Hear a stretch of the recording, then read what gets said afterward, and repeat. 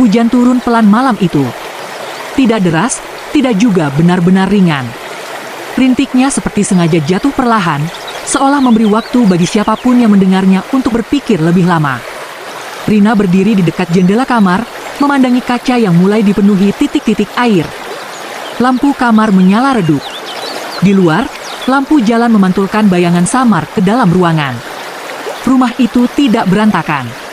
Tidak ada tanda-tanda kekacauan. Tempat tidur rapi. Lemari tertutup. Meja rias bersih. Dari luar, semuanya terlihat seperti rumah tangga yang baik-baik saja. Tapi malam itu, ada sesuatu yang berbeda. Di sudut kamar, dekat lemari, sebuah koper kecil tergeletak terbuka. Tidak besar. Hanya cukup untuk beberapa pakaian dan dokumen penting. Isinya belum penuh. Beberapa baju terlipat rapi di dalamnya, seperti seseorang yang masih ragu untuk melanjutkan. Rina duduk perlahan di tepi ranjang. Tangannya menggenggam ujung selimut, matanya kosong menatap koper itu. Ia tidak menangis. Tidak juga terlihat marah. Justru ketenangan itulah yang terasa mengkhawatirkan. 8 tahun menikah dengan Arga bukan waktu yang sebentar. Mereka bukan pasangan sempurna, tapi juga bukan pasangan yang penuh drama.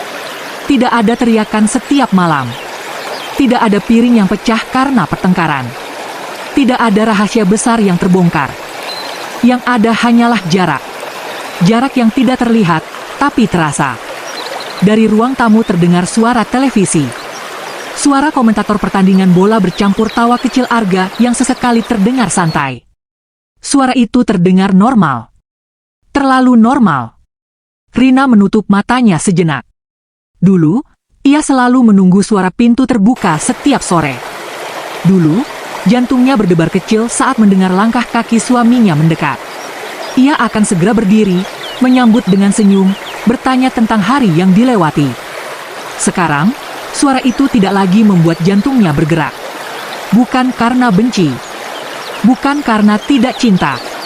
Tapi karena lelah.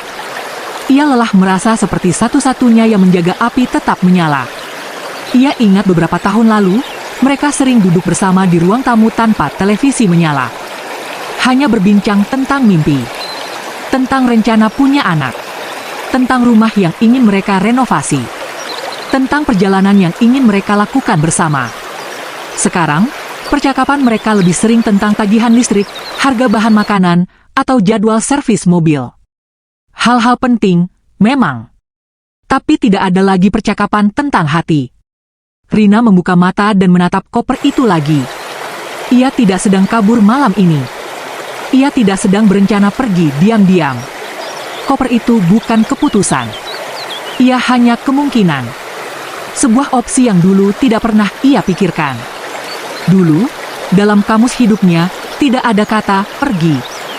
Ia selalu percaya bahwa pernikahan adalah tentang bertahan. Tentang mengalah. Tentang memahami. Dan ia sudah melakukan semuanya. Ia memahami Arga yang sibuk bekerja. Ia memahami Arga yang sering pulang larut. Ia memahami Arga yang terlalu lelah untuk mendengar ceritanya. Tapi siapa yang memahami dirinya? Pertanyaan itu sering muncul belakangan ini. Ia berdiri, melangkah pelan ke arah lemari, lalu membuka bagian atas tempat koper itu biasanya disimpan. Tangannya menyentuh rak kosong di sana. Ruang itu terasa seperti simbol, tempat yang seharusnya tertutup rapat, kini terbuka. Ia tidak pernah mengancam untuk pergi. Tidak pernah berkata, kalau begini terus, aku akan pergi. Ia bukan tipe perempuan yang membuat ultimatum. Tapi malam ini, untuk pertama kalinya, ia bertanya dalam hati. Bagaimana rasanya hidup tanpa Arga? Pertanyaan itu membuat dadanya sesak. Bukan karena ia membayangkan kebebasan. Tapi karena ia membayangkan kesepian yang berbeda. Kesepian tanpa status istri. Kesepian sebagai perempuan yang harus memulai ulang. Namun ironisnya, bukankah ia sudah merasa kesepian sekarang? Air mata akhirnya jatuh. 1. Lalu 2. Bukan tangisan keras. Hanya air mata yang mengalir tanpa suara. Di luar kamar, Arga tertawa lagi melihat sesuatu di televisi. Dunia di ruang tamu berjalan seperti biasa. Dunia di kamar ini terasa berhenti. Rina menarik napas panjang. Ia tidak ingin pergi dengan marah. Ia tidak ingin pergi karena dendam. Jika ia pergi suatu hari nanti, ia ingin pergi karena sudah benar-benar tidak ada lagi yang bisa diperjuangkan. Tapi apakah malam ini adalah awal dari itu? Hujan masih turun. Rina menutup koper itu perlahan. Tidak menguncinya. Tidak juga mengeluarkan isinya. Ia hanya menutupnya, seperti seseorang yang menunda keputusan. Ia berbaring di ranjang, memunggungi pintu kamar. Beberapa menit kemudian, Arga masuk. Lampu masih menyala redup. "Kamu belum tidur?" tanyanya singkat. "Belum," jawab Rina pelan. Arga tidak menyadari mata istrinya sembab. Tidak menyadari koper kecil di sudut kamar. Ia hanya mematikan lampu, lalu berbaring di sisi lain tempat tidur. Jarak di antara mereka tidak lebih dari 1 lengan. Tapi malam itu terasa seperti ribuan kilometer. Dan di antara suara hujan yang terus turun, sebuah pertanyaan menggantung di udara. Apakah ini hanya fase, atau awal dari perpisahan? Pagi datang seperti biasa. Tidak ada yang tampak berbeda. Alarm berbunyi pukul 5, seperti setiap hari. Rina bangun lebih dulu, seperti setiap hari. Ia berjalan pelan ke dapur, menyalakan lampu, menaruh air di atas kompor, lalu mulai menyiapkan sarapan. Rutinitasnya rapi, teratur, hampir otomatis. Tangannya memotong sayur, menumis bawang, menyeduh kopi untuk Arga. Semua dilakukan tanpa perlu berpikir panjang. 8 tahun pernikahan membuatnya hafal kebiasaan suaminya, berapa sendok gula di kopi, seberapa matang telur yang disukai, bahkan jenis kemeja yang biasanya dipakai untuk meeting penting. Ia tahu semuanya. Tapi belakangan ini, ia mulai sadar. Arga tidak lagi benar-benar tahu dirinya. Bukan karena Arga tidak peduli, tapi karena ia terlalu jarang bertanya. Di meja makan, Arga duduk sambil menatap layar ponselnya. Berita pagi, pesan kantor, grup kerja yang tidak pernah sepi. Rina meletakkan secangkir kopi di depannya. "Kopi kamu," ucapnya pelan. "HM? Oh ya, makasih," jawab Arga tanpa benar-benar mengangkat kepala. Rina duduk di depannya. Ia ingin mengatakan sesuatu. Tentang mimpinya semalam yang aneh. Tentang rasa lelah yang belum hilang. Tentang hujan tadi malam yang membuatnya sulit tidur. Tapi ia mengurungkan niat. Arga terlihat sibuk. Dan Rina sudah terlalu terbiasa mengerti. Ia selalu bilang pada dirinya sendiri, tidak apa-apa. Dia capek. Tidak apa-apa. Kerjaannya memang banyak. Tidak apa-apa. Nanti juga ada waktu. Tapi, nanti, itu semakin jarang datang. Dulu, jika Arga pulang terlambat, Rina akan mengeluh sedikit. Menggerutu manja. Bertanya kenapa tidak memberi kabar lebih awal. Dan Arga biasanya akan tersenyum, memeluknya, berkata maaf. Sekarang, jika Arga pulang larut, Rina hanya berkata, makanannya di meja. Lalu kembali ke kamar. Bukan karena ia tidak peduli, tapi karena ia lelah berharap. Ada satu malam beberapa bulan lalu yang masih sering teringat. Rina menunggu di ruang tamu dengan makanan yang sudah dingin. Jam menunjukkan hampir pukul 11. Ia sudah menelepon 2 kali, tapi tidak diangkat. Pesan singkatnya hanya dibalas 1 kata, meeting. Ketika Arga akhirnya pulang, ia terlihat lelah. "Kenapa belum tidur?" tanyanya. Rina menjawab jujur malam itu, "Aku nungguin kamu." Arga menghela napas panjang. "Rin, jangan lebay. Aku kerja buat kita." Kata lebay itu menempel di hati Rina lebih lama dari yang seharusnya. Sejak malam itu, ia berhenti menunggu di ruang tamu. Ia mulai tidur lebih dulu. Ia mulai menyimpan ceritanya sendiri. Ia mulai belajar mengerti tanpa dimengerti. Menjadi perempuan yang selalu mengerti itu melelahkan. Karena kamu jarang diberi ruang untuk merasa tidak kuat. Jarang diberi kesempatan untuk berkata, "Aku juga butuh diperhatikan." Rina tidak pernah meminta tas mahal. Tidak pernah menuntut liburan ke luar negeri. Ia hanya ingin waktu. Hanya ingin didengar tanpa merasa seperti gangguan. Kadang ia bertanya dalam hati, apakah ia terlalu sensitif? Apakah ia terlalu banyak berharap? Bukankah suaminya bekerja keras? Bukankah ia suami yang bertanggung jawab? Ia sering merasa bersalah karena merasa kurang. Padahal yang ia rasakan bukan kekurangan materi. Yang ia rasakan adalah kekosongan. Suatu sore, ketika ia sedang menyapu halaman, tetangganya menyapa, "Suamimu jarang kelihatannya sekarang?" "Sibuk terus." Rina tersenyum kecil. "Iya, lagi banyak kerjaan." Jawaban itu sudah seperti rekaman yang diputar ulang. Ia membela suaminya di depan orang lain. Ia menjaga citra pernikahannya tetap terlihat baik-baik saja. Tidak ada yang tahu bahwa di dalam, ia sering merasa seperti berbicara pada dinding. Malam hari, saat Arga sudah tidur, Rina sering menatap wajah suaminya dalam gelap. Ia masih mencintainya. Perasaan itu belum hilang. Justru itu yang membuat semuanya lebih sulit. Kalau saja ia sudah tidak cinta, mungkin pergi akan terasa lebih mudah. Tapi ia masih peduli. Masih ingin diperjuangkan. Hanya saja, ia tidak tahu sampai kapan ia bisa terus menjadi orang yang mengerti. Karena mengerti tanpa dimengerti, pelan-pelan membuat hati terasa tidak terlihat. Dan pagi itu, saat Arga berdiri dari meja makan sambil berkata, "Aku berangkat dulu ya," tanpa benar-benar menatapnya, Rina hanya mengangguk. Ya, hati-hati. Pintu tertutup. Rumah kembali sunyi. Rina berdiri di dapur, memandangi 2 cangkir di meja. Satu sudah kosong. Satu lagi, miliknya, masih setengah penuh, dingin. Ia menyentuh cangkir itu pelan. Untuk pertama kalinya, ia tidak bertanya apakah Arga mencintainya. Ia mulai bertanya, apakah ia masih kuat terus menjadi perempuan yang selalu mengerti? Dan pertanyaan itu terasa lebih berat dari yang ia bayangkan. Dulu, Rina paling suka malam hari. Bukan karena suasananya lebih tenang, tapi karena malam adalah waktu mereka. Setelah semua pekerjaan selesai, setelah dunia luar berhenti menuntut, mereka biasanya duduk berdua.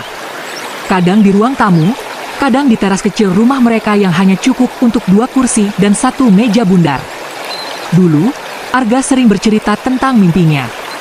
Tentang rencana membuka usaha sendiri suatu hari nanti.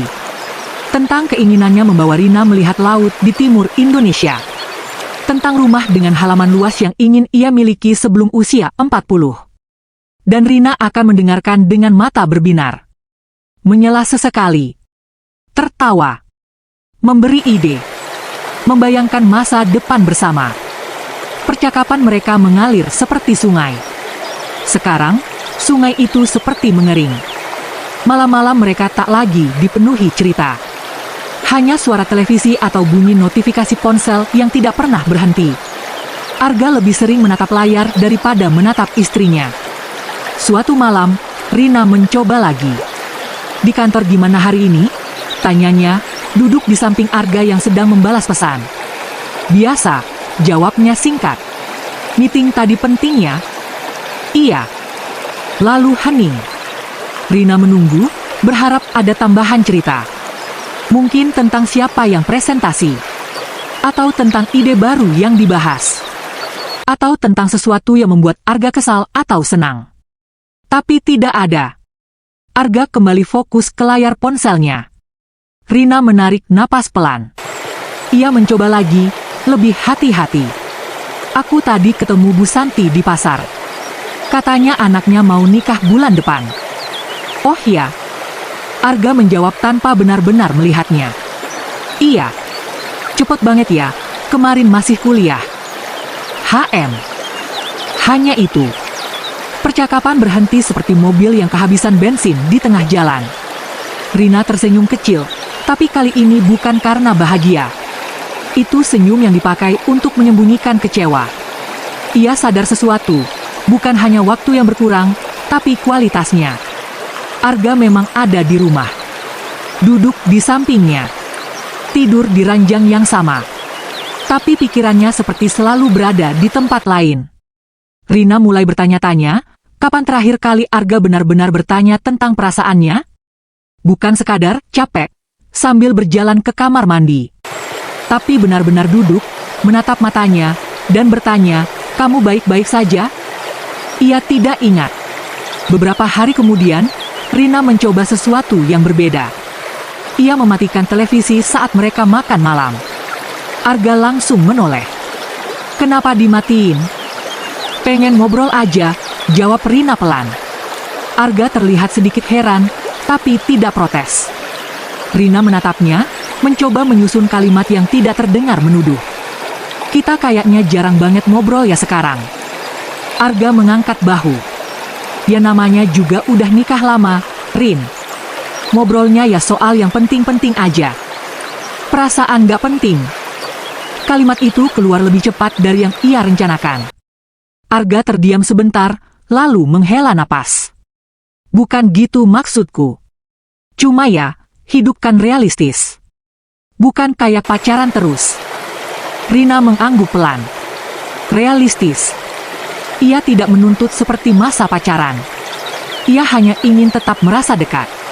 Tapi mungkin bagi Arga, kedekatan itu tidak lagi sepenting dulu. Malam itu mereka tidur tanpa banyak bicara. Dan untuk pertama kalinya, Rina merasa benar-benar sendirian meski ada seseorang berbaring kurang dari 1 meter darinya. Hari demi hari, percakapan mereka semakin pendek. Pertanyaan dijawab seperlunya. Cerita disampaikan sekilas. Tidak ada lagi diskusi panjang. Tidak ada lagi tawa yang pecah tiba-tiba. Rumah itu masih berdiri. Pernikahan itu masih berjalan. Tapi kedekatan mereka seperti foto lama yang warnanya memudar. Rina mulai berhenti mencoba. Bukan karena ia menyerah. Tapi karena setiap usaha terasa seperti melempar suara ke ruang kosong. Dan yang paling menyakitkan bukanlah pertengkaran, melainkan ketidakpedulian yang pelan-pelan terasa normal. Suatu malam, saat Arga tertidur lebih dulu, Rina memandangi langit-langit kamar dalam gelap. Ia tidak marah. Ia hanya merasa jauh. Dan jarak yang tidak dibicarakan, seringkali tumbuh lebih cepat dari yang kita sadari. Rina menoleh ke arah suaminya yang terlelap. Wajahnya terlihat tenang. Tidak ada tanda bahwa sesuatu sedang retak di dalam rumah mereka. Mungkin Arga benar-benar tidak menyadarinya. Atau mungkin, ia tidak menganggapnya masalah besar. Tapi bagi Rina, percakapan yang semakin pendek bukan sekadar soal kata-kata. Itu tentang hati yang tidak lagi saling menjangkau. Dan untuk pertama kalinya, ia mulai takut. Bukan takut bertengkar. Tapi takut suatu hari nanti, mereka benar-benar tidak punya apa-apa lagi untuk dibicarakan. Hujan turun sejak pagi, tipis tapi tak pernah benar-benar berhenti. Seperti perasaan Raka hari itu, tidak deras, tidak juga hilang. Hanya ada. Mengendap. Menggantung di dada. Ia berdiri di depan jendela kamar kontrakan kecilnya, memandangi tetesan air yang berlomba jatuh dari atap sen. Suaranya monoton, tapi anehnya justru menenangkan. Setidaknya, suara hujan tidak menuntut jawaban seperti pesan-pesan yang belum ia balas. Di meja kayu dekat tempat tidur, ponselnya berkedip pelan. Nama yang dulu membuat dadanya hangat kini justru membuatnya ragu untuk menyentuh layar. "Kita perlu bicara." 3 kata itu tidak panjang, tapi cukup untuk membuat dunia terasa lebih sempit. Raka tahu, setiap hubungan punya fase sunyi. Tapi yang ia alami bersama Sinta bukan lagi sekadar sunyi. Ini seperti 2 orang yang masih duduk di satu ruangan, namun pikiran mereka sudah berada di kota yang berbeda. Tidak ada pertengkaran besar. Tidak ada pengkhianatan. Hanya jarak yang tumbuh pelan-pelan, seperti retakan di dinding yang tak disadari sampai akhirnya terlihat jelas. Ia duduk di tepi tempat tidur, menunduk. Ingatannya melayang pada hari pertama mereka bertemu, di halte kecil dekat kampus, saat Sinta meminjam payungnya karena hujan turun tiba-tiba. Mereka tertawa karena angin membuat payung itu hampir terbalik. Dari situ, semuanya terasa mudah. Percakapan mengalir. Pesan datang tanpa dipaksa. Rindu tumbuh tanpa alasan. Lalu kapan semuanya berubah? Mungkin ketika kesibukan mulai mengisi celah-celah waktu. Mungkin ketika lelah lebih sering menang daripada keinginan untuk memahami. Atau mungkin, tanpa mereka sadari, keduanya mulai berharap lebih dari yang bisa diberikan satu sama lain. Raka menatap langit yang kelabu. Ia sadar, ia bukan tanpa salah. Ia terlalu sering memilih diam ketika seharusnya menjelaskan. Ia mengira Sinta akan mengerti tanpa perlu diberitahu. Padahal tidak semua orang bisa membaca isi hati hanya dari tatapan. Pesan itu kembali masuk. Raka, kita tidak bisa terus seperti ini. Kata terus terdengar seperti beban. Seolah apa yang mereka jalani akhir-akhir ini bukan lagi cinta, tapi kebiasaan. Dan kebiasaan, jika tidak dijaga, bisa berubah menjadi keterpaksaan. Ia menarik napas panjang. Bukan karena tidak peduli. Justru karena terlalu peduli, ia takut salah bicara. Takut kata-kata yang keluar justru melukai lebih dalam. Tapi diam pun ternyata menyakitkan. Raka akhirnya membalas, jari-jarinya gemetar sedikit. Aku tahu. Maaf kalau akhir-akhir ini aku terasa jauh. Balasan datang cepat.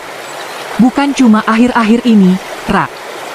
Kalimat itu seperti hujan yang tiba-tiba berubah menjadi lebih deras. Bukan menyakitkan karena keras, tapi karena ia tahu itu benar.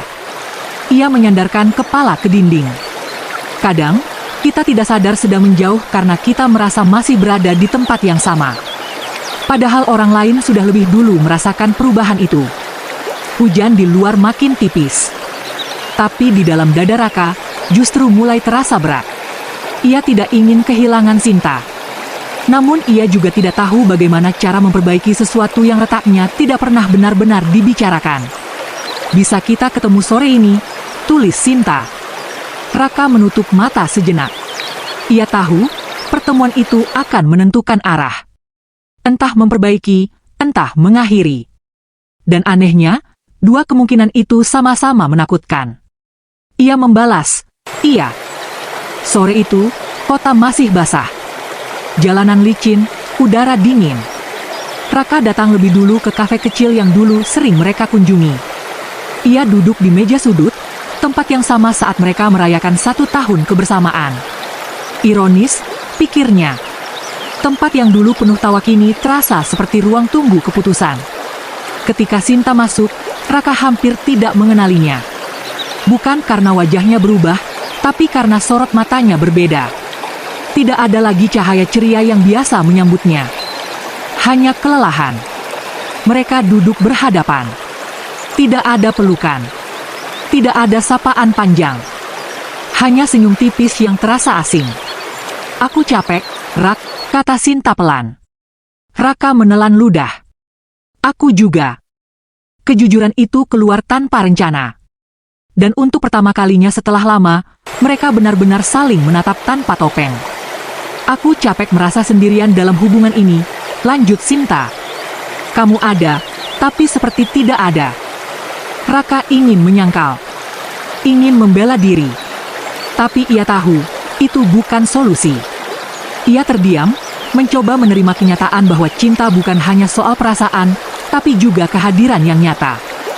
Hujan di luar benar-benar berhenti. Namun percakapan mereka baru saja dimulai. Dan di antara kalimat-kalimat yang saling dilontarkan, ada satu kesadaran yang perlahan tumbuh. Cinta tidak selalu hilang dengan suara keras. Kadang ia hanya memudar pelan, seperti hujan yang reda tanpa disadari. Tapi pertanyaannya kini bukan lagi siapa yang salah. Melainkan, apakah mereka masih mau berjuang untuk yang tersisa? Kafe itu semakin sepi ketika percakapan mereka mulai memasuki bagian yang lebih dalam. Di luar, langit sudah tidak lagi kelabu, tapi udara masih menyimpan dingin sisa hujan. Raka memandangi jemarinya sendiri yang saling bertaut, mencoba menenangkan gemetar yang tak ingin ia tunjukkan. Di depannya, Sinta duduk dengan punggung tegak, seolah menahan sesuatu yang sudah lama ia simpan. Aku nggak pernah minta kamu jadi sempurna, Rak, ucap Sinta pelan. Aku cuma ingin kamu benar-benar ada. Kalimat itu sederhana, tapi menghantam lebih keras dari tuduhan manapun. Raka ingin berkata bahwa ia sudah berusaha. Ia bekerja lebih lama, menabung untuk masa depan, memikirkan rencana yang belum sempat ia ceritakan. Namun ia sadar, semua itu tidak ada artinya jika tidak pernah terasa oleh orang yang ia cintai. Kadang kita terlalu fokus membangun sesuatu untuk masa depan, sampai lupa menjaga yang ada di depan mata. Aku pikir kamu mengerti, jawab Raka lirih. Sinta tersenyum tipis. Aku bukan cenayang, Rak. Hening kembali hadir. Tapi kali ini bukan hening yang canggung, melainkan hening yang jujur. Hening yang membuka ruang untuk melihat luka yang selama ini tidak terlihat. Sinta menatap cangkir kopinya yang sudah dingin. Setiap kali aku cerita tentang hariku, kamu jawab singkat. Setiap kali aku bilang aku sedih, kamu bilang, sabar ya. Aku tahu kamu nggak bermaksud jahat. Tapi lama-lama aku merasa seperti ngomong sama dinding. Raka merasakan sesuatu yang berat jatuh di dadanya. Ia teringat malam-malam ketika ia membalas pesan dengan cepat tanpa benar-benar membaca. Ia terlalu lelah untuk mendengar, terlalu sibuk untuk memahami. Ia kira kehadirannya secara fisik sudah cukup. Ternyata tidak. Luka tidak selalu datang dari kata kasar. Kadang ia muncul dari perhatian yang perlahan hilang. Aku nggak sadar kalau kamu merasa seperti itu, bisik Raka. Itu masalahnya, jawab Sinta pelan. Kamu nggak sadar. Kata-kata itu bukan kemarahan. Bukan juga kebencian. Hanya kekecewaan yang tumbuh perlahan karena harapan yang tak terpenuhi. Raka menyadari satu hal penting sore itu, cinta bukan hanya tentang niat baik, tapi juga tentang cara kita membuat orang lain merasa dicintai. Dan ia gagal dalam hal itu. Ia menatap Sinta dengan lebih lama. Wajah yang dulu selalu ia rindukan kini tampak lelah. Bukan lelah karena tidak mencintainya lagi, tapi lelah karena berjuang sendirian terlalu lama. Apa masih ada kesempatan buat aku memperbaiki semuanya? Tanya Raka akhirnya. Sinta tidak langsung menjawab. Ia menghela napas panjang, seolah menimbang sesuatu yang berat. Aku masih sayang, katanya jujur. Tapi sayang saja nggak cukup kalau aku terus merasa sendirian. Kalimat itu menggantung di antara mereka. Raka tahu, ini bukan ancaman. Ini kenyataan. Di luar, matahari mulai muncul malu-malu di balik awan. Cahaya tipis menyentuh jendela kaca, memantulkan bayangan mereka yang duduk berhadapan. Dua orang yang masih saling mencintai, tapi terluka oleh jarak yang tak kasat mata. Aku mau belajar, ucap Raka pelan. Aku mau lebih hadir. Bukan cuma badan, tapi hati juga. Sinta menatapnya, mencoba mencari kesungguhan di balik kata-kata itu. Belajar itu butuh waktu, Rak. Dan aku nggak tahu seberapa lama lagi aku bisa bertahan. Kejujuran itu terasa seperti jarum kecil, tidak mematikan, tapi cukup untuk membuatnya sadar bahwa waktu tidak selalu berpihak pada mereka. Raka menunduk. Ia akhirnya mengerti bahwa cinta bisa bertahan lama bukan karena tidak ada masalah, tapi karena dua orang sama-sama mau melihat luka dan berusaha menyembuhkannya. Bukan menyalahkan, bukan menghindar, tapi menghadapi. Aku nggak mau kehilangan kamu, katanya tulus. Sinta tersenyum, kali ini sedikit lebih hangat. Aku juga nggak mau kehilangan kamu. Tapi aku lebih nggak mau kehilangan diriku sendiri dalam hubungan ini. Kalimat itu membuat Raka tersentak. Ia sadar, dalam diamnya, ia bukan hanya melukai Sinta, tapi juga membuatnya merasa kecil. Dan cinta yang sehat tidak seharusnya membuat salah satu pihak merasa hilang. Mereka duduk lebih lama sore itu, berbicara tentang hal-hal yang dulu sering mereka hindari. Tentang ketakutan. Tentang ekspektasi. Tentang rasa lelah yang dipendam terlalu lama. Dan untuk pertama kalinya setelah sekian lama, Raka tidak hanya mendengar, ia benar-benar mendengarkan. Ia menyadari, luka yang tidak terlihat seringkali lebih berbahaya. Karena ia tumbuh dalam diam, membesar tanpa disadari, sampai akhirnya terasa tak tertahankan. Sore itu bukan akhir dari masalah mereka. Tapi setidaknya, itu adalah awal dari kejujuran. Dan mungkin, dari situlah cinta bisa menemukan bentuknya kembali. Malam itu, setelah pertemuan yang panjang dan melelahkan, Raka berjalan pulang tanpa benar-benar tahu arah pikirannya sendiri.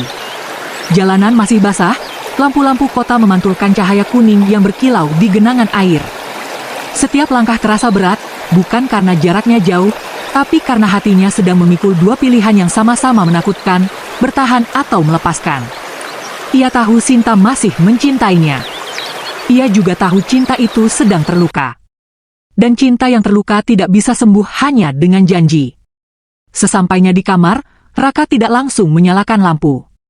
Ia duduk di tepi tempat tidur dalam gelap, membiarkan pikirannya berbicara lebih keras dari biasanya. Kata-kata Sinta terus terngiang. Aku lebih nggak mau kehilangan diriku sendiri. Kalimat itu seperti cermin. Raka mulai bertanya pada dirinya sendiri, apakah selama ini ia juga kehilangan dirinya? Terlalu sibuk mengejar stabilitas, terlalu fokus pada masa depan, sampai lupa merawat masa kini.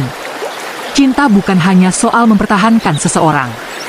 Kadang, ia juga tentang memperbaiki diri agar layak untuk dipertahankan. Ponselnya bergetar.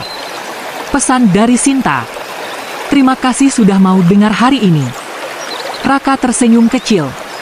Balasan yang sederhana, tapi berarti.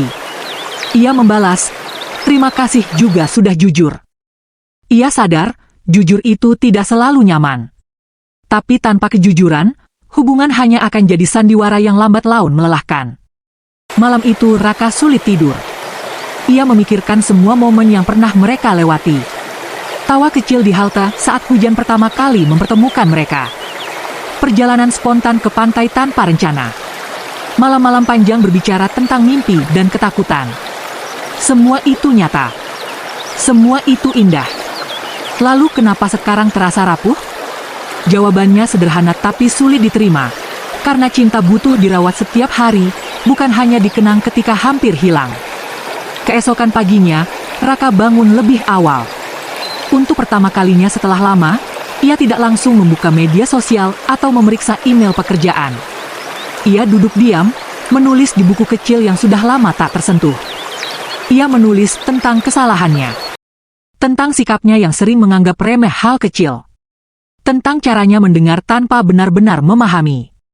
Tentang egonya yang kadang lebih besar dari empatinya. Menulis membuatnya sadar bahwa bertahan bukan berarti memaksa orang lain tetap tinggal. Bertahan berarti memperjuangkan hubungan dengan perubahan nyata. Siang itu, ia mengirim pesan pada Sinta. Kalau kamu nggak keberatan, aku mau mulai lagi dari hal kecil. Bisa kita makan malam bareng besok?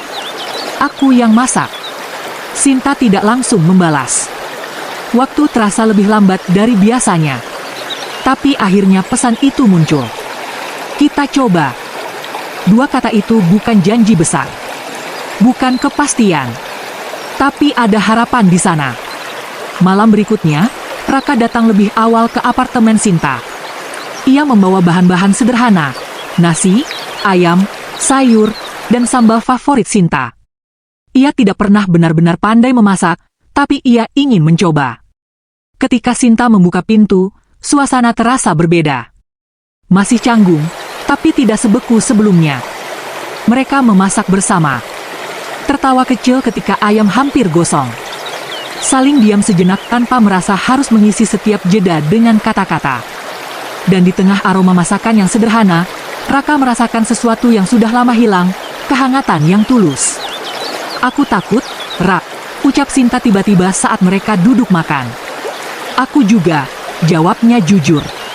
Aku takut kita cuma menunda perpisahan. Raka menatapnya dengan tenang. Kalau memang harus berpisah suatu hari nanti, aku nggak mau itu terjadi karena kita nggak mencoba. Sinta terdiam.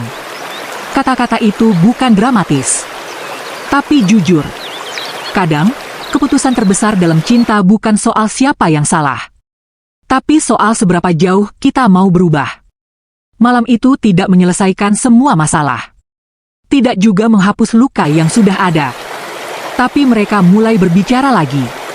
Mulai mendengar lagi. Mulai mencoba memahami lagi. Dan di antara ketakutan akan kehilangan dan harapan untuk bertahan, Raka belajar satu hal penting. Melepaskan bukan selalu tanda kalah, dan bertahan bukan selalu tanda kuat. Yang paling penting adalah memastikan bahwa apapun yang dipilih nanti, itu dilakukan dengan kesadaran, bukan karena takut sendirian. Di luar, angin malam berembus pelan. Tidak ada hujan. Tidak ada badai. Hanya dua hati yang sedang belajar kembali bagaimana caranya berjalan berdampingan, tanpa saling meninggalkan diri sendiri. Hari-hari setelah makan malam itu terasa lebih ringan, tapi bukan berarti tanpa beban. Raka mulai berusaha lebih sadar. Ia mengirim pesan bukan hanya untuk bertanya, lagi ngapain? tapi benar-benar mendengarkan jawaban Sinta. Ia menelpon tanpa alasan penting, hanya ingin tahu bagaimana suara perempuan itu terdengar hari ini. Hal-hal kecil yang dulu ia anggap sepele kini terasa seperti fondasi yang sempat rapuh. Namun cinta yang pernah retak tidak langsung kembali utuh. Ada kehati-hatian yang tumbuh di antara mereka. Sinta masih tersenyum, masih tertawa, tapi ada bagian dari dirinya yang seperti menunggu apakah perubahan ini akan bertahan atau hanya sementara. Suatu sore, mereka berjalan berdampingan di taman kota. Matahari hampir tenggelam, langit berwarna jingga lembut. Raka memperhatikan bagaimana Sinta berjalan sedikit lebih lambat, seolah menikmati udara sore. Dulu, ia sering berjalan lebih dulu, tanpa sadar meninggalkan Sinta beberapa langkah di belakang. Hal kecil yang tak pernah ia pikirkan, tapi kini terasa seperti simbol dari banyak hal. Ia memperlambat langkahnya. Sinta melirik dan tersenyum tipis. "Kok sekarang pelan?" Raka tersenyum balik. "Baru sadar aku sering jalan duluan." Sinta tidak menjawab, tapi tatapannya lembut. Kadang perubahan paling berarti tidak perlu dijelaskan panjang lebar. Mereka duduk di bangku kayu, memandangi anak-anak kecil berlari. Tawa mereka lepas, tanpa beban. Raka tiba-tiba teringat masa awal hubungannya dengan Sinta. Semuanya terasa mudah, alami, tanpa banyak pikir. Tidak ada rasa takut kehilangan karena mereka belum pernah hampir kehilangan. "Apa kamu masih marah?" tanya Raka hati-hati. Sinta terdiam beberapa detik. "Aku nggak marah." Lalu, "Aku cuma masih belajar percaya lagi." Jawaban itu jujur dan sedikit menyakitkan. Tapi Raka tahu ia tidak berhak meminta kepercayaan itu kembali secara instan. Kepercayaan bukan tombol yang bisa ditekan. Ia dibangun perlahan, dari konsistensi. "Aku ngerti," ucap Raka pelan. "Aku juga lagi belajar jadi lebih peka." Sinta menatapnya. "Aku nggak butuh kamu jadi orang lain, Rak. Aku cuma butuh kamu sadar." Kata "sadar" terasa sederhana, tapi maknanya dalam. Sadar ketika pasanganmu mulai lelah. Sadar ketika jarak mulai tumbuh. Sadar ketika perhatian mulai berkurang. Banyak hubungan hancur bukan karena satu kesalahan besar, tapi karena banyak hal kecil yang diabaikan terlalu lama. Beberapa minggu berlalu. Perubahan Raka masih bertahan. Ia mulai membagi waktu lebih baik antara pekerjaan dan hubungan.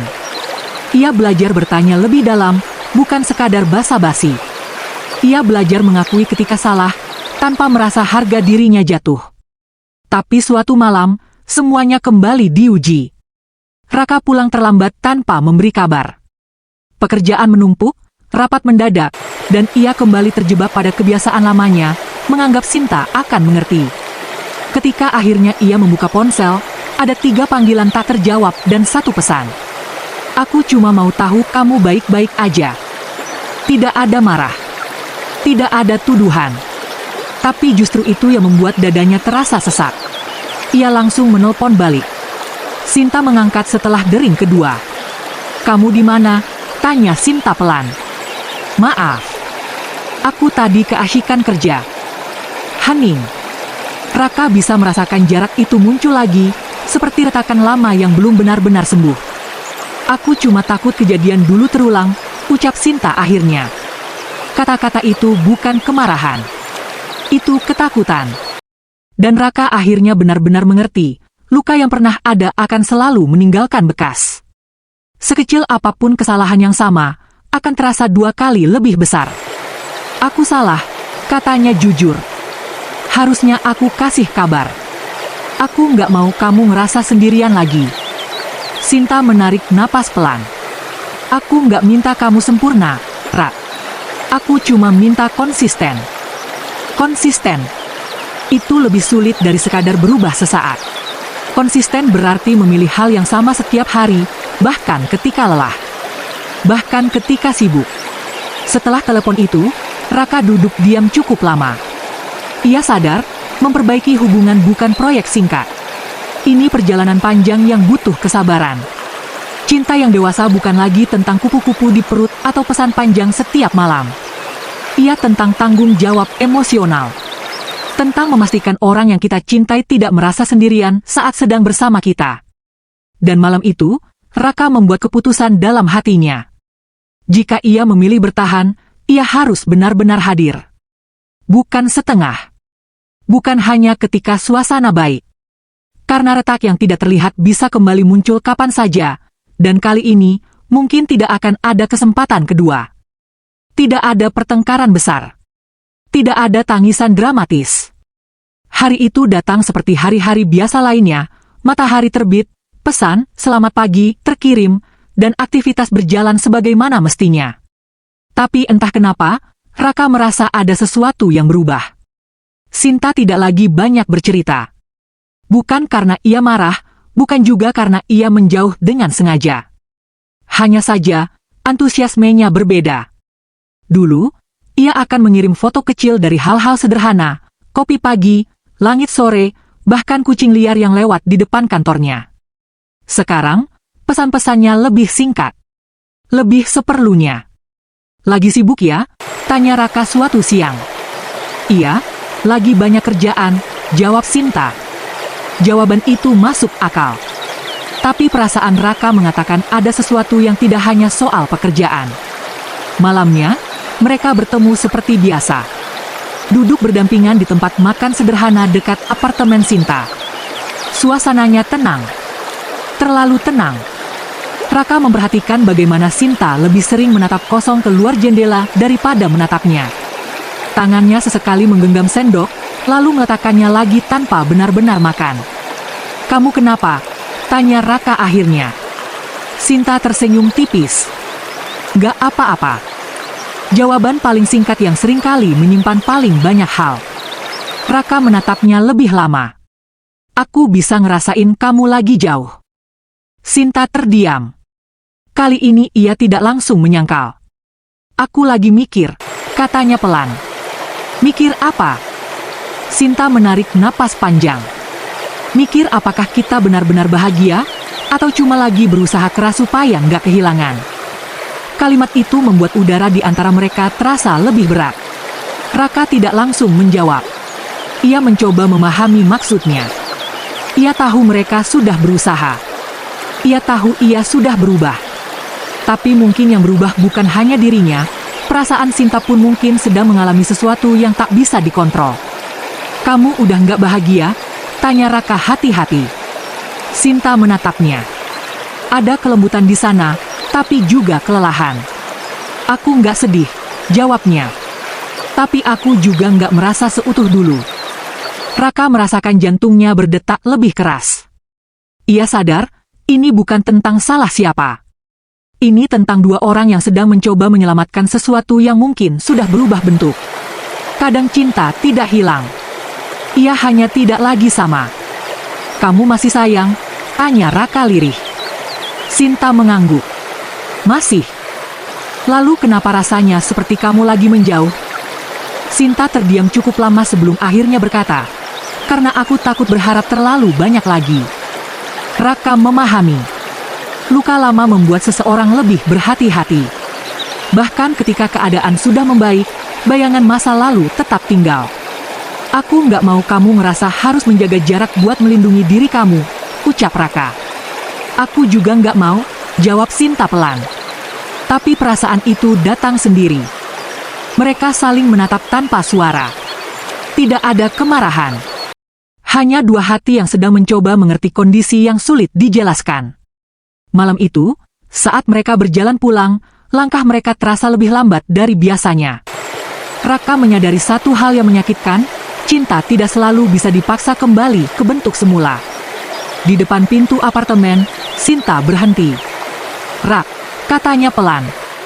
"Kalau suatu hari aku butuh waktu sendiri, kamu bisa terima?" Pertanyaan itu seperti angin dingin yang datang tiba-tiba. "Waktu sendiri," ulang Raka. Sinta mengangguk. "Bukan berarti aku mau pergi. Aku cuma, mungkin butuh ruang buat ngerti perasaanku sendiri." Raka menatapnya dalam. Ia ingin berkata tidak. Ia ingin menahan. Tapi ia tahu, menahan seseorang yang ingin bernapas hanya akan membuatnya semakin jauh. "Kalau itu yang kamu butuh," jawabnya pelan, Aku akan coba ngerti. Sinta tersenyum kecil, tapi matanya berkaca-kaca. Terima kasih. Malam itu, untuk pertama kalinya setelah sekian lama, Raka pulang dengan perasaan yang tidak bisa ia beri nama. Bukan marah. Bukan kecewa sepenuhnya. Tapi ada rasa kehilangan yang samar, bahkan sebelum benar-benar kehilangan. Hari yang terasa biasa itu ternyata menyimpan perubahan besar. Karena terkadang, jarak tidak dimulai dari langkah yang jauh. Ia dimulai dari hati yang perlahan belajar berdiri sendiri. Beberapa hari setelah percakapan di depan pintu apartemen itu, semuanya terasa berbeda. Tidak ada keputusan besar yang diucapkan, tidak ada kata putus yang meluncur. Tapi ada sesuatu yang secara diam-diam berubah arah. Sinta benar-benar mengambil ruang. Bukan hilang sepenuhnya. Ia masih membalas pesan, masih menjawab telepon, masih memberi kabar. Tapi tidak lagi seperti sebelumnya. Intensitasnya berkurang. Nada suaranya lebih datar.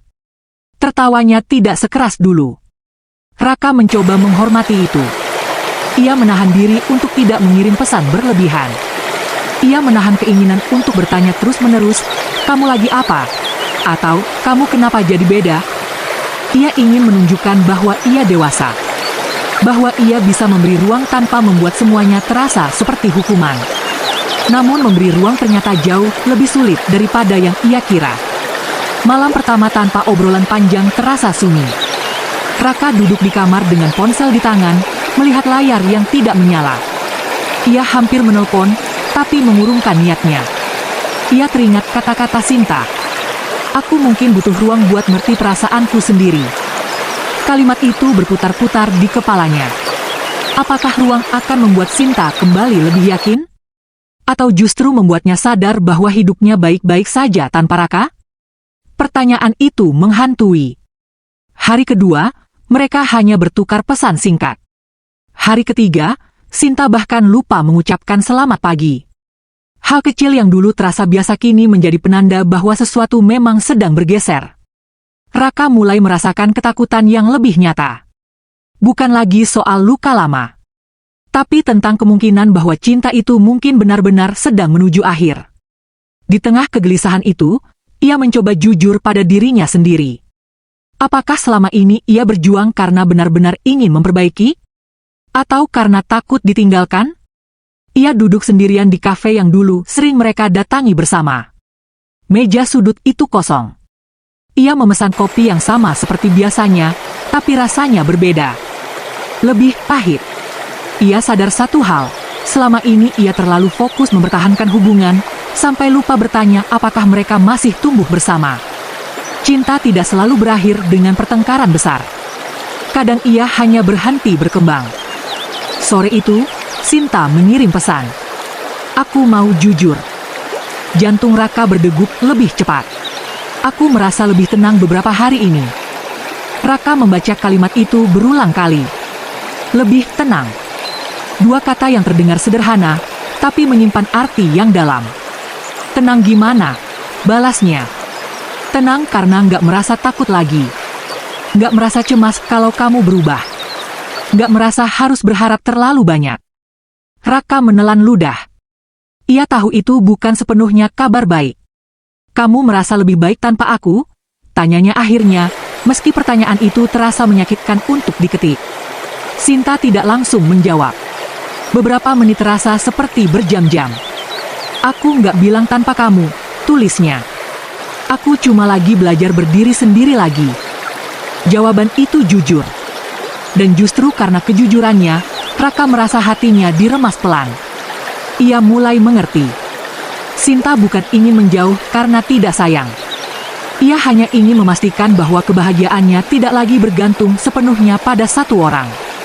Dan mungkin, itu hal yang sehat. Tapi sehat tidak selalu terasa menyenangkan. Malam itu mereka berbicara lewat telepon. Tidak ada tangisan. Tidak ada nada tinggi.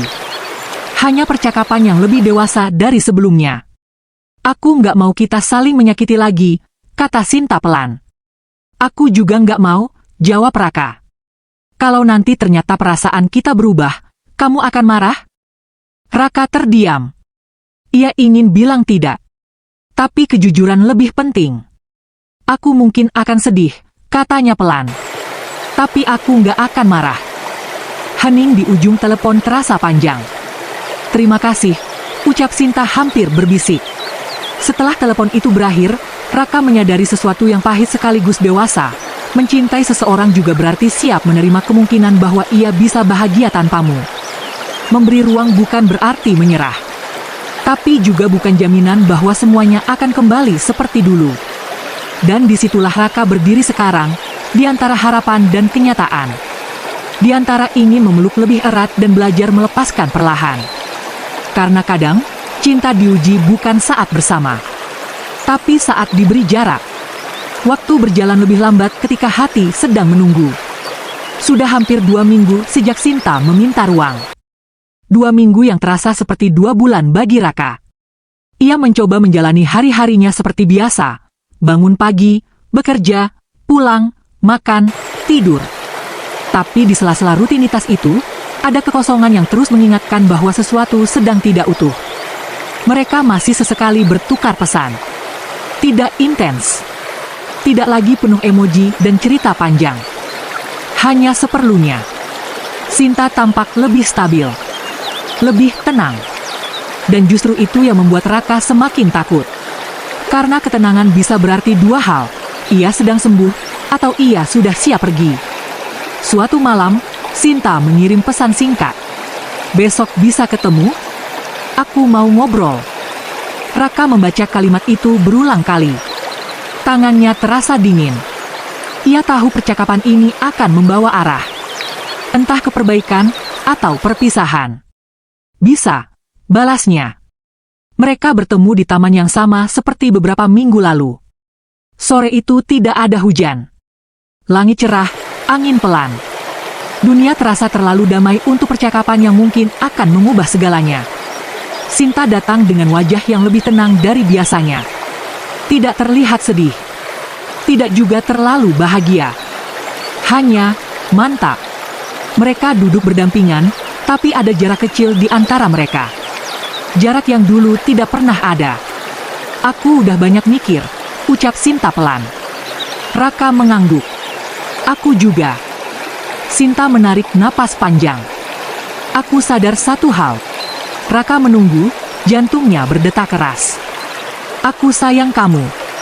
Tapi aku nggak lagi merasa utuh dalam hubungan ini. Kalimat itu seperti jatuh perlahan, tapi berat. Raka tidak langsung berbicara. Ia ingin memberi ruang untuk Sinta menyelesaikan kalimatnya. Aku nggak nyalahin kamu, lanjut Sinta. Kita sama-sama berusaha. Kamu berubah. Kamu benar-benar berusaha. Dan aku menghargai itu. Lalu, tanya Raka pelan, suaranya hampir tak terdengar. Lalu aku sadar, mungkin kita berubah ke arah yang berbeda. Angin sore terasa lebih dingin tiba-tiba. Raka menunduk, menatap tanah. Ia sudah mempersiapkan diri untuk kemungkinan ini. Tapi mendengarnya langsung tetap terasa seperti ditarik dari dalam dada. Kamu mau selesai? Tanyanya akhirnya. Sinta terdiam beberapa detik. Aku nggak mau kita saling menahan hanya karena takut kehilangan. Itu bukan jawaban tegas. Tapi cukup jelas. Raka menelan rasa sesak yang mulai naik. Ia ingin berkata, kita bisa coba lagi. Ia ingin memeluk Sinta dan meyakinkannya bahwa semuanya akan baik-baik saja. Tapi jauh di dalam hati, ia tahu, Sinta tidak sedang bingung. Ia sedang jujur. Apa kamu lebih bahagia sekarang? Tanya Raka. Sinta memandang lurus ke depan. Aku lebih jujur sama diriku sendiri. Kejujuran itu menyakitkan, tapi juga indah dengan caranya sendiri. Raka akhirnya mengangguk pelan. Aku nggak mau jadi alasan kamu merasa setengah. Sinta menoleh. Matanya berkaca-kaca. Kamu nggak pernah setengah, Rak. Kita cuma nggak lagi satu arah. Tidak ada teriakan. Tidak ada drama. Hanya 2 orang yang duduk berdampingan, memahami bahwa cinta kadang tidak cukup untuk membuat 2 hati terus berjalan bersama. Raka tersenyum kecil, meski dadanya terasa berat. Terima kasih udah pernah jadi rumah buat aku. Sinta tersenyum sambil menahan air mata. Dan kamu juga. Sore itu mereka berpelukan. Bukan pelukan penuh harapan, tapi pelukan perpisahan yang tulus. Tidak ada kebencian. Tidak ada dendam. Hanya rasa terima kasih atas waktu yang pernah mereka bagi. Saat Sinta melangkah pergi, Raka tidak memanggilnya kembali. Bukan karena ia tidak ingin, tapi karena untuk pertama kalinya, ia benar-benar mengerti. Mencintai seseorang juga berarti menghormati keputusannya. Dan terkadang, jawaban yang paling menyakitkan adalah jawaban yang paling jujur. Waktu tidak langsung menyembuhkan. Ia hanya berjalan, perlahan, tanpa peduli apakah hati sudah siap atau belum. Sudah hampir 1 bulan sejak perpisahan itu, dan Raka mulai terbiasa dengan sunyi. Bukan berarti tidak sakit lagi. Hanya saja, rasa sakitnya tidak lagi tajam. Ia berubah menjadi sesuatu yang lebih tumpul, masih terasa, tapi tidak terus-menerus melukai. Raka mulai melakukan hal-hal yang dulu sering ia tunda. Ia kembali berlari pagi di akhir pekan. Ia membuka kembali gitar yang lama berdebu di sudut kamar.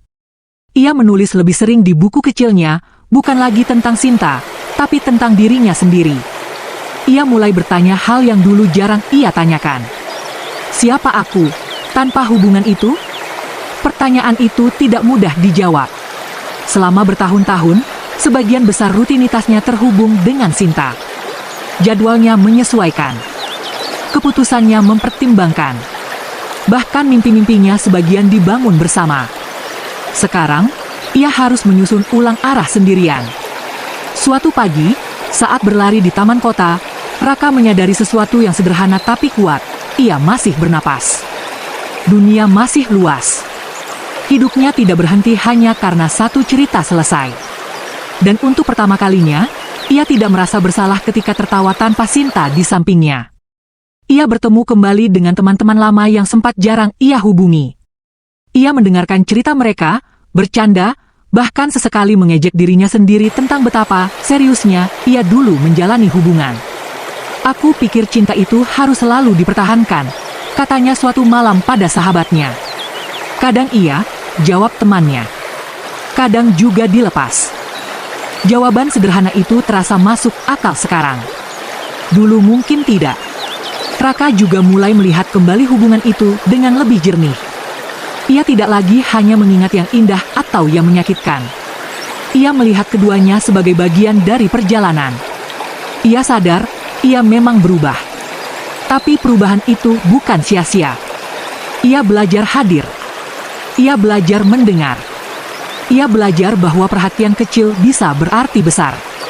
Dan meski hubungan itu berakhir, versi dirinya yang lebih sadar itu tetap ada. Suatu sore, tanpa sengaja, ia menemukan foto lama yang belum sempat ia hapus. Ia memandangi wajahnya sendiri di foto itu, tersenyum lepas, tanpa tahu apa yang akan terjadi di masa depan. Raka tersenyum kecil. Aku sudah berbeda sekarang, gumamnya pelan. Bukan lebih keras. Bukan lebih dingin, tapi lebih mengerti. Mengerti bahwa tidak semua orang yang datang ditakdirkan tinggal. Ada yang hadir hanya untuk mengajarkan 1 atau 2 hal penting, lalu pergi ketika pelajarannya selesai. Beberapa minggu kemudian, ia menerima pesan dari Sinta. Hai, semoga kamu baik-baik aja. Pesan yang sederhana, tanpa maksud tersembunyi. Tidak ada ajakan bertemu. Tidak ada nostalgia berlebihan. Raka membacanya dengan hati yang lebih tenang. Baik. Semoga kamu juga, balasnya. Dan kali ini, tidak ada dada yang sesak. Tidak ada harapan tersembunyi. Hanya 2 orang yang pernah saling mencintai, kini saling mendoakan dari jarak yang sehat. Raka menyadari satu hal besar. Kehilangan tidak selalu menghancurkan. Kadang ia membentuk ulang. Ia membentuk ulang cara kita mencintai. Cara kita memandang diri sendiri. Cara kita memilih nanti. Malam itu, Raka duduk di balkon kamarnya. Angin berembus pelan. Tidak ada lagi rasa menunggu. Tidak ada lagi ketakutan akan pesan yang mungkin tak datang. Ia merasa cukup. Bukan karena sudah melupakan, tapi karena sudah menerima. Dan disitulah ia mulai benar-benar sembuh. Bukan saat rasa sakit hilang sepenuhnya, tapi saat ia tidak lagi ingin kembali ke masa lalu untuk memperbaiki yang sudah selesai. Ia siap melangkah. Bukan untuk mencari pengganti, tapi untuk menjadi versi dirinya yang lebih utuh. Ada fase setelah kehilangan di mana hidup terasa sunyi, tapi tidak lagi menyakitkan. Seperti bekas luka yang masih terlihat, namun tidak lagi perih saat disentuh. Di fase itulah Raka berada sekarang. Ia tidak lagi bangun dengan rasa kosong yang menyesakkan. Ia tidak lagi memeriksa ponsel setiap 5 menit tanpa sadar. Ia mulai menikmati pagi tanpa ekspektasi apapun. Kopi yang dulu terasa pahit kini kembali terasa biasa saja, hangat, cukup. Raka mulai menghabiskan lebih banyak waktu sendirian, tapi bukan dalam kesepian. Ia duduk di kafe membaca buku. Ia berjalan sore tanpa tujuan. Ia menonton film tanpa perlu mengomentari setiap adegan pada seseorang. Dan di tengah semua itu, ia mulai mengenal dirinya lagi.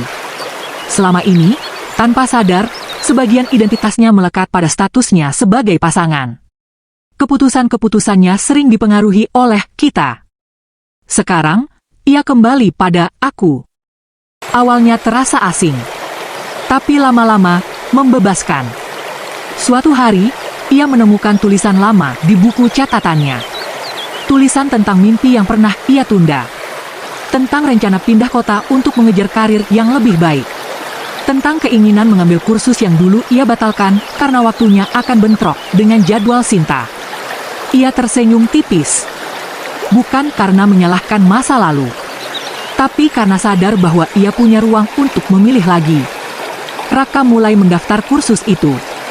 Ia mulai mempertimbangkan tawaran kerja yang dulu ia tolak.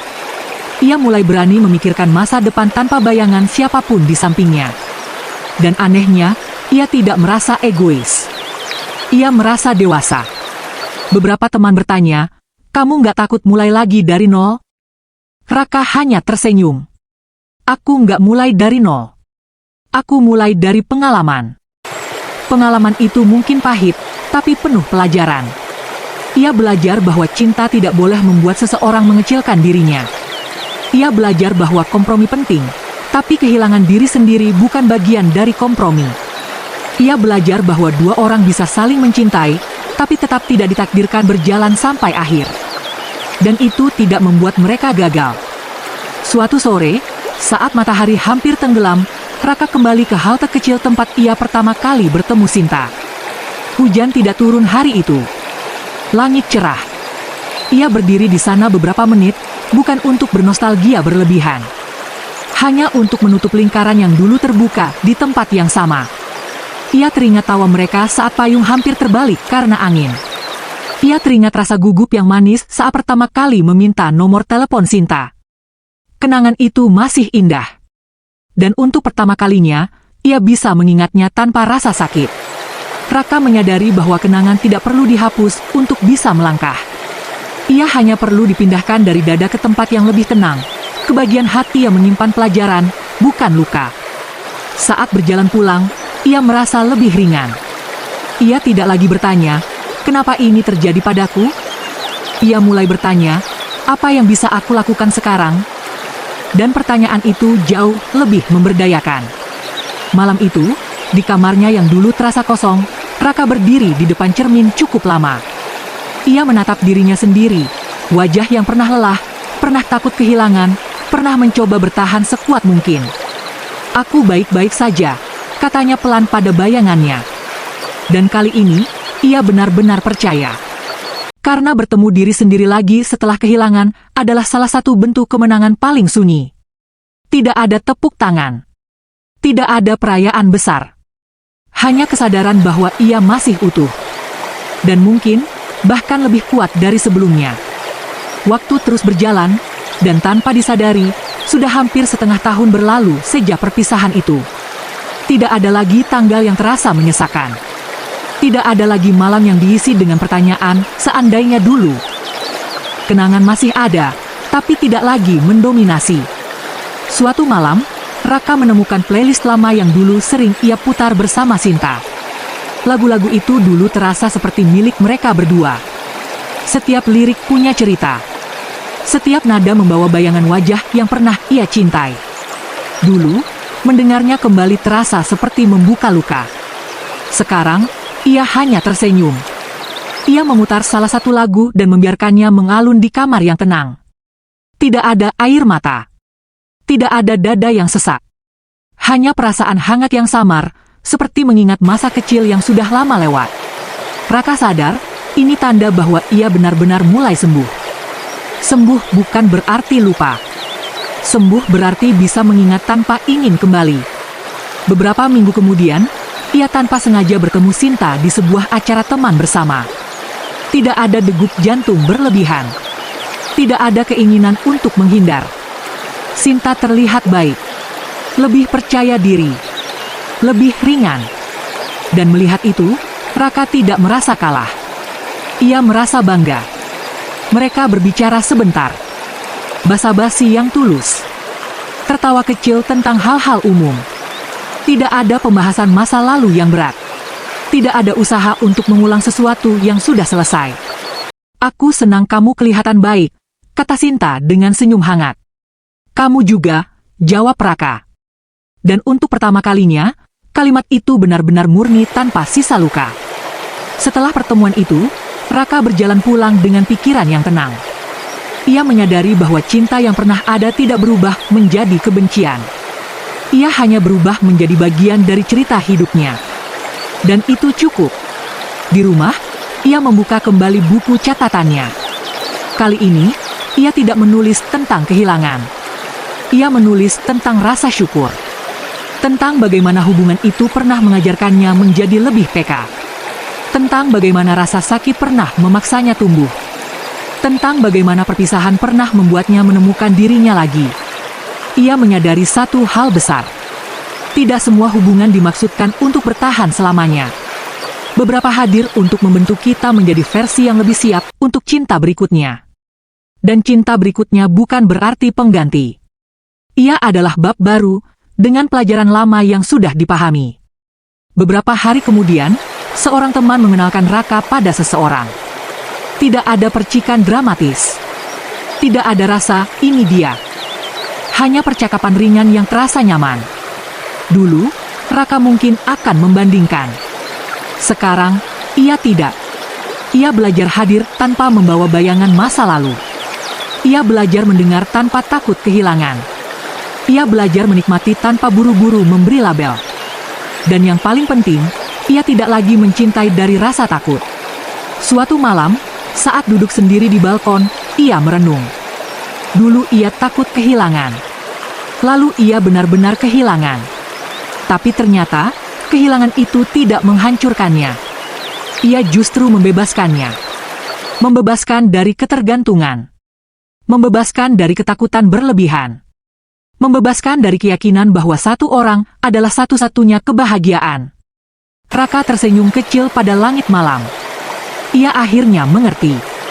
Cinta bukan tentang memiliki selamanya.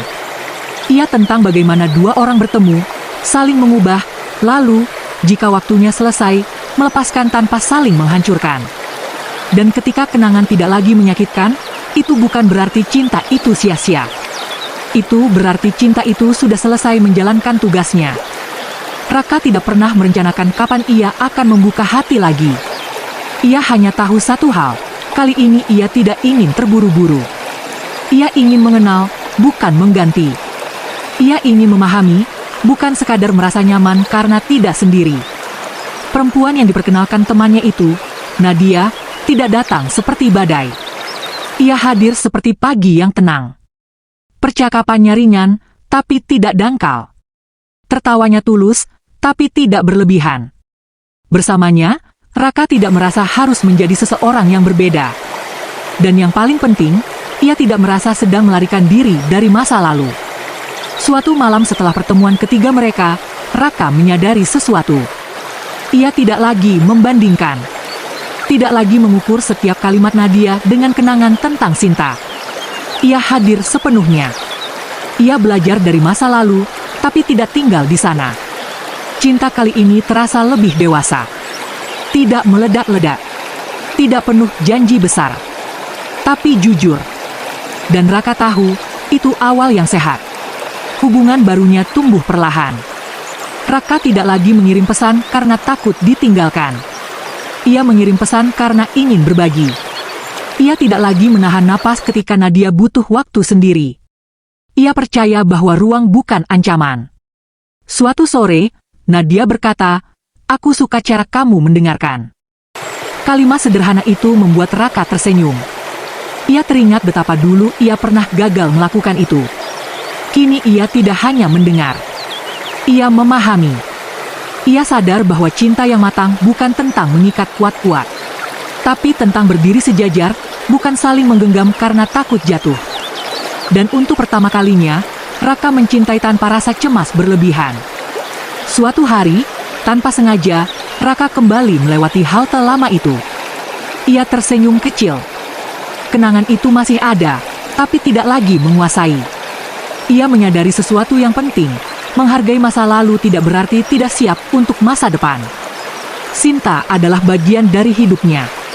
Nadia adalah bagian dari hidupnya sekarang. Tidak ada yang perlu dibandingkan. Tidak ada yang perlu dihapus.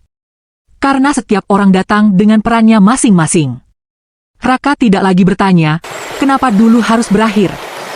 Ia mulai berkata, terima kasih karena pernah ada. Dan rasa syukur itu membuat hatinya ringan. Dalam perjalanan panjangnya, Raka akhirnya memahami bahwa cinta bukan hanya tentang kebersamaan. Ia tentang pertumbuhan. Ia tentang dua orang yang memilih hadir setiap hari, bukan karena takut sendiri, tapi karena benar-benar ingin bersama. Ia tentang komunikasi, bukan asumsi. Tentang konsistensi, bukan janji sesaat.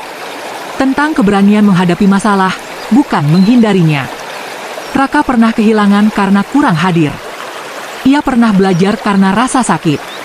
Dan kini ia mencintai dengan kesadaran. Ia tidak lagi memaksa masa depan. Ia hanya memastikan hari ini dijalani dengan tulus. Dan itu cukup. Malam itu, Raka duduk di balkon rumah barunya. Angin berembus lembut. Kota di bawahnya tetap ramai seperti biasa. Ia memejamkan mata sejenak dan mengingat seluruh perjalanan itu. Pertemuan pertama di bawah hujan, tawa yang pernah memenuhi malam, jarak yang perlahan tumbuh, perpisahan yang sunyi, hingga proses panjang menemukan dirinya kembali. Semua itu membentuknya. Ia tidak lagi melihat perpisahan sebagai kegagalan. Ia melihatnya sebagai fase yang memang harus terjadi agar ia mengerti arti hadir yang sesungguhnya. Damai bukan datang saat kita mendapatkan semua yang kita inginkan. Damai datang saat kita menerima semua yang sudah terjadi. Raka membuka matanya dan tersenyum kecil. Ia tidak lagi takut kehilangan. Ia tidak lagi takut sendirian. Ia tidak lagi takut mencintai. Karena kini ia tahu, apapun yang terjadi nanti, ia tetap utuh. Dan disitulah ia benar-benar menemukan kedamaian. Bukan karena cinta selalu bertahan, tapi karena ia akhirnya mengerti